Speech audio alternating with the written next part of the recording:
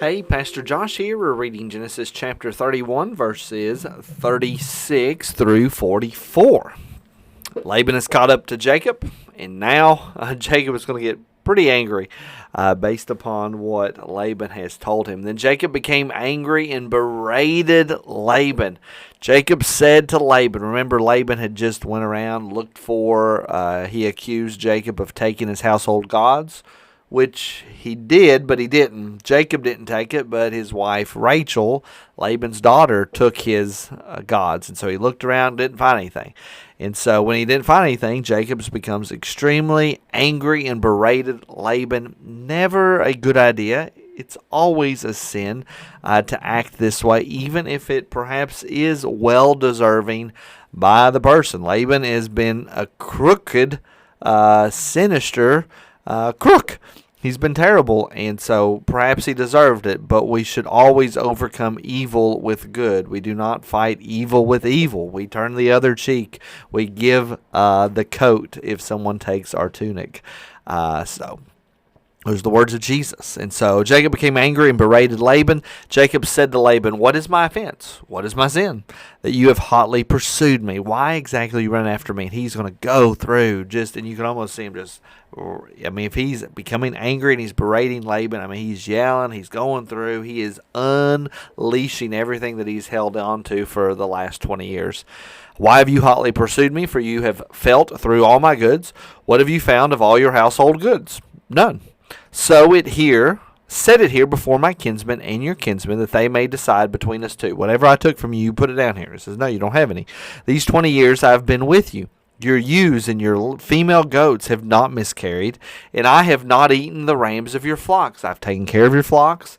They've not even miscarried, and I've never eaten any of your flock. What was torn by wild beasts, I did nothing. I did not bring to you. I bore the loss of it myself. He was obeying. He was doing what would have been normal. The folks that were supposed to be watching over the flock, the hired hand, they were to take the loss of anything that they would have lost.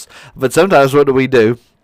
Even though it might be our responsibility, we try to blame shift or try to get out of the responsibility we should have. He says he bore the loss of it myself. From my hand you required it. So again, a nice thing would have been for Laban to have not necessarily made Jacob bear it himself. Would have been kind in it, but he is a hard taskmaster.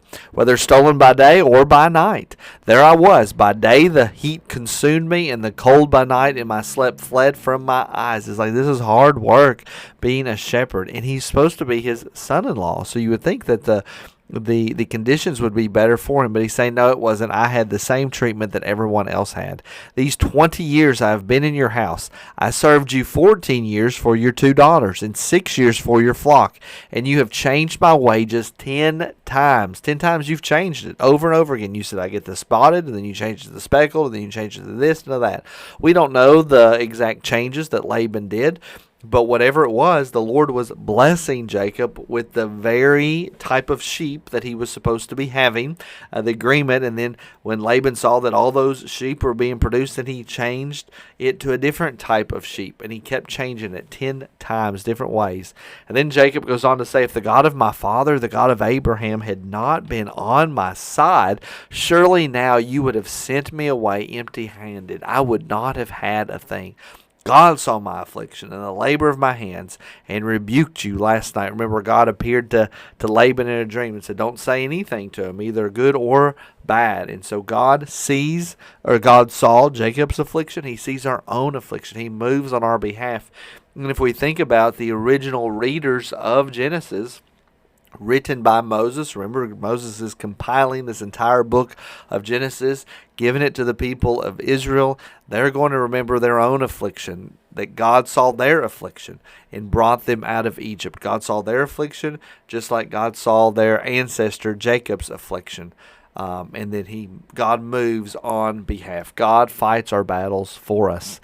Then Laban answered and said to Jacob, the daughter, now listen to this response. So, and I can almost see Laban responding just in a cold response, just boiling but cool and collected response. Jacob has just went off. He has just yelled and went through all of these things that Laban had done wrong to him. And then here is Laban responding to Jacob. The daughters are my daughters. The children are my children. The flocks are my flocks. And all that you see is mine. Well, of course it's not. It's the Lord's, of course, and it's Jacob's.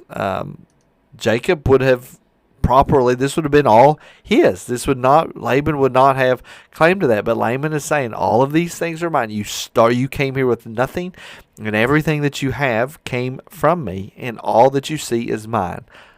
He realizes that in some of the legal things that Jacob is throwing up in his face, he realizes he's fallen short of that. But he still says, all you see is mine. It's really all mine. But what can I do this day for these my daughters, or for their children whom they have borne? Come now, let us make a covenant, you and I, and let it be a witness between you and me. Yes, let's depart in peace. Even though we're not exactly friends right now. We don't exactly see eye to eye. But let us depart in peace. And then we'll see what the terms of this peace will be in the next video. Pray that it's been a blessing to you all.